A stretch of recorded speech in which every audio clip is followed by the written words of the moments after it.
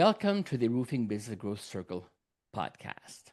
This is a conversation about innovative solutions, idea that can empower the roofing industry. You, the business owner that's looking for new ways to make more money. We do share ideas and concepts, and how we do that is by having guest speakers. And we have the honor today to have Michael Whitehouse as our guest speaker. Michael is an extrovert for hire.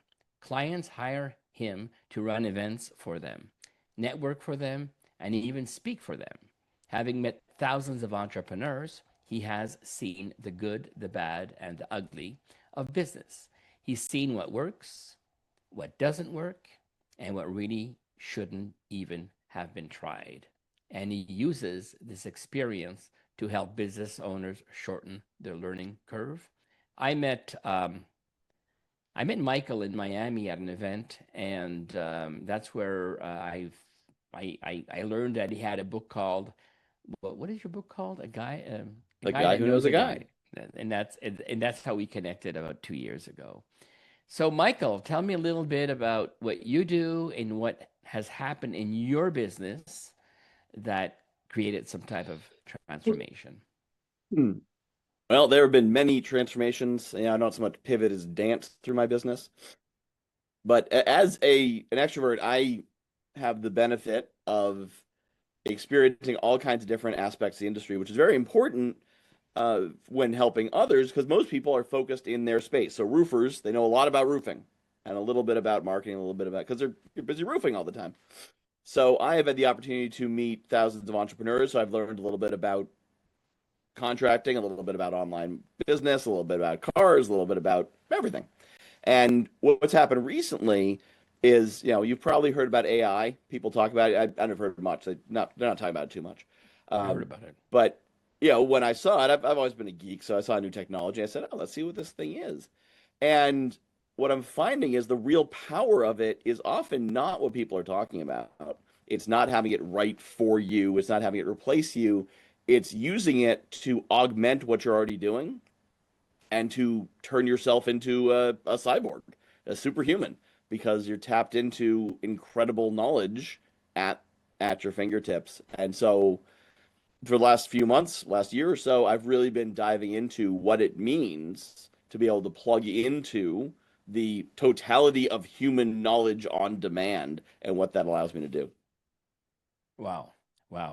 It has changed my life too. And I think the way we use AI, it's just incredible, whether it's ChatGPT, whether it's Perplexity, Claude, and they're all over the place right now, these AI tools. But what I find, it is very powerful in helping you brainstorm. Mm-hmm. Right? When you want to find, you have an opinion about, or here are the 2 ways I can do this. And then you start brainstorming with it, and it comes up with 3 or 4 or 5 ways. And very often there's one way that you didn't think about, right? And Yep. And that's how I love that. That's why I really, really enjoy the use of AI. What do you think are the challenges in a world of roofing compared to, and how does AI fit in that world? Well, I think one of the biggest challenges in many industries, and especially in the trades, and especially roofing, is the rate of change. So there are probably listeners to the show who remember when they wanted to name their company A Plus Roofing or Triple A Roofing, because that would put you at the top of the yellow pages or the top of the directory. And there may even be some who still think it's important to have a name that starts with A, B, or C, so you end up at the top of the listings.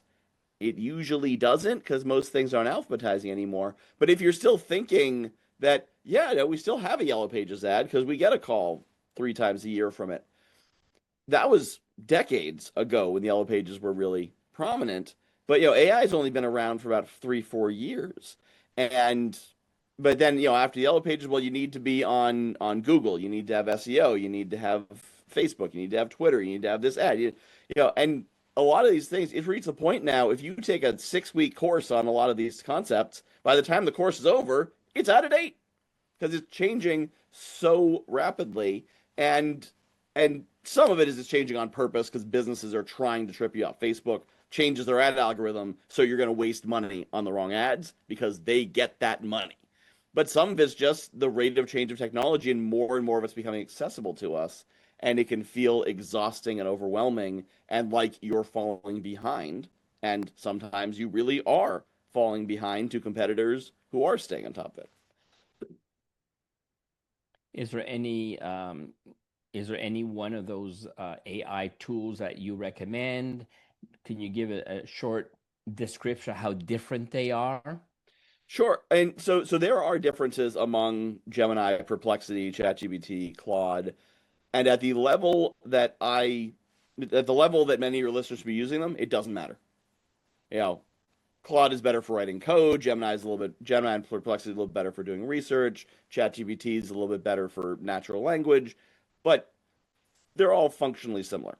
Because if you're doing very advanced work, if you're writing software, yes, you want to make sure you're probably going to use Claude and not Gemini for that. But for most things you're going to do, it they're all pretty good. And the real power of AI is that it gives you instant access to the world's knowledge. But if you're used to thinking of computers as deterministic, as in the computer has the answer, then that's not going to serve you well with AI. It is better to think of AI as a tireless, helpful, but not always perfect assistant. So imagine you hired an assistant and you can only speak to that assistant through text messages or through, typing messages to them. This assistant can research 1,000 documents in a minute and a half. This assistant can speak any language that's ever been spoken by humans that we know how to speak. But this assistant can also make mistakes because they can research 1,000 documents, but they might grab the information out of the wrong one. So the real power of AI is if you need something, you can go to AI and you can ask it that question. So if you're run your business and you're like, this person's telling me I need Facebook ads, and this one's telling me I need to be on LinkedIn, and this one's telling me I need to Google my business, and I don't even know what any of those things are.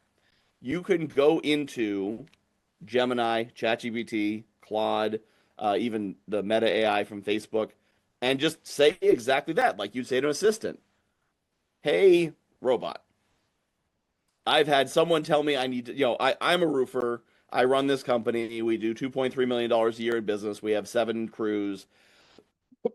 And I've been told that I should be on Facebook, that I should be on Google My Business, and that I should be doing this other thing. And I don't know which one is right for me. What do you know about those 3 things? And it's now going to give you an overview. It's going to explain what they are. It's going to explain who they're for, what they're good at, what they're bad at. And it's not perfect, but it's probably better than your friend in the trades who knows as little about technology as you do. And they heard something from a guy they know, or their nephew told them that Facebook is good, or it's basically like a supercharged Google search, but it's like plugging the internet straight into your brain to get that information and have it available anytime, 3 o'clock in the morning, 2 in the afternoon, whenever you want it, you can get that information. And it can also be used as a technical resource. So, you could use it in a situation where maybe you have to replace something. You're missing, there's a supply you don't have, and there's a supply you do have, and you want to know if the one you do have can be an effective replacement for the one you don't have.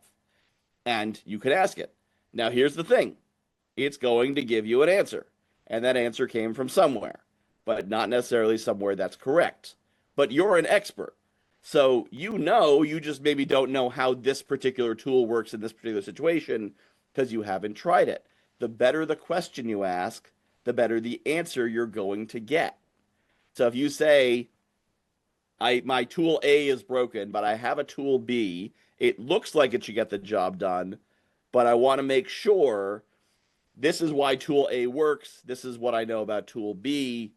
What do you think? It's going to go out and instantly search Reddit forums, other forums, support pages, all these different places, bring that information together and give you a pretty good answer. Probably more than you knew before.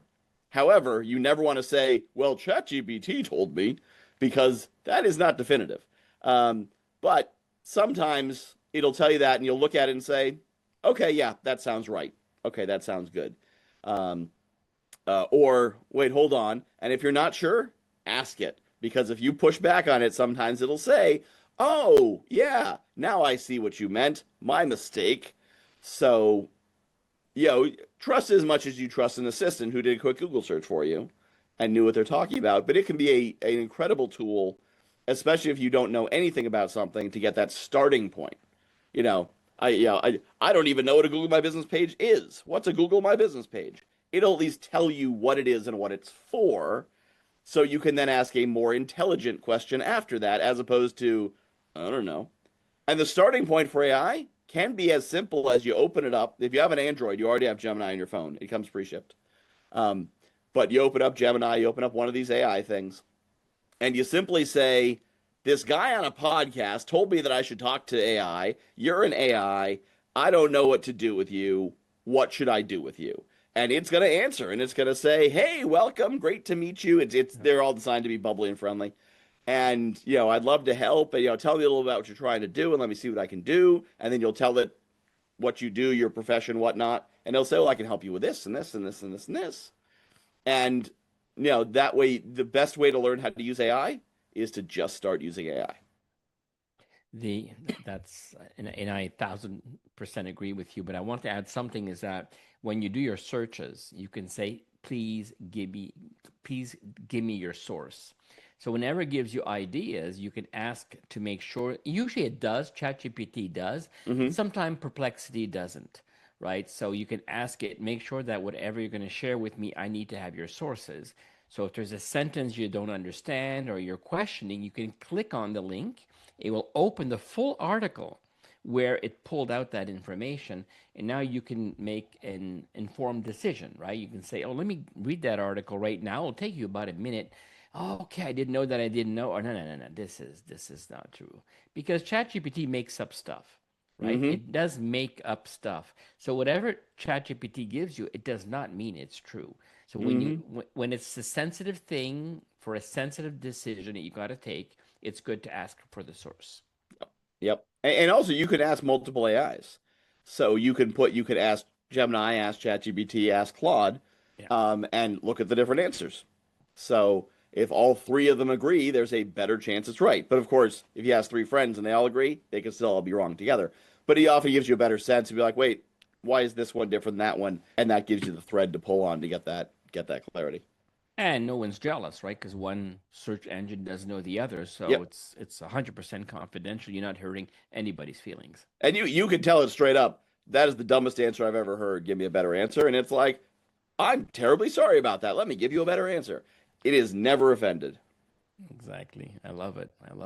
What do you think will be the future trends out there for home repair service or the roofing industry with all this technology? Where are we going with this?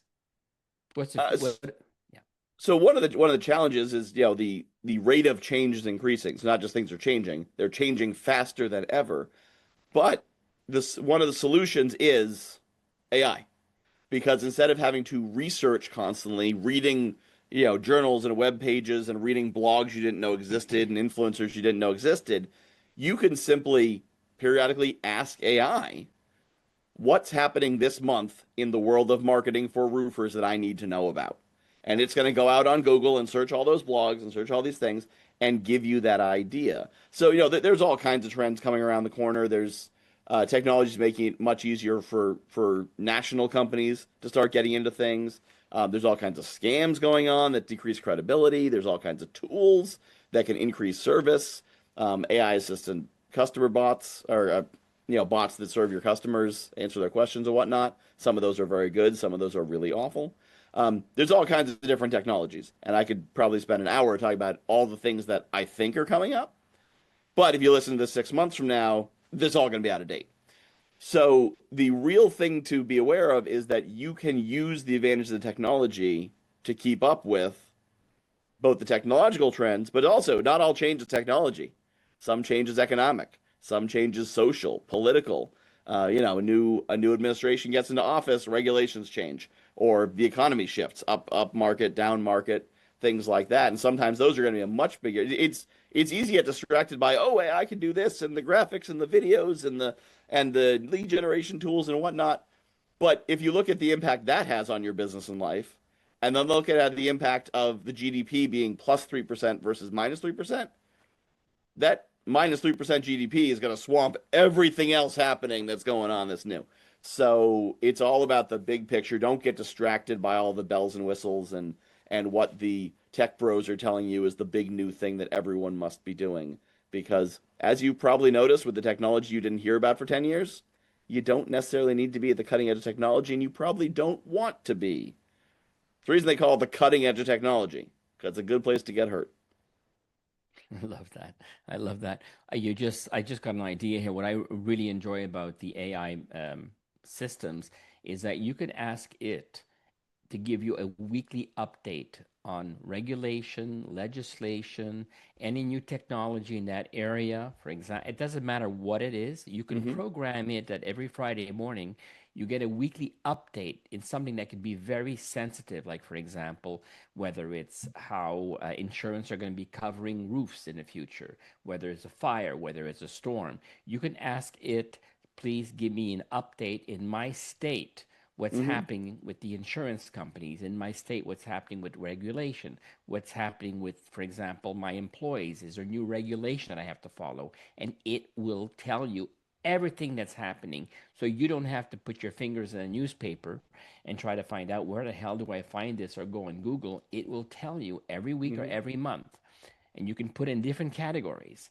And that's a very powerful tool, specifically if you are very sensitive to something in particular, right? You said Mm-hmm. that really can hurt my business, and it also can give you information on your competitors if there's new competitors in your area. I mean, there's so many ways you can use it in a positive way without having to spend hours and hours on it.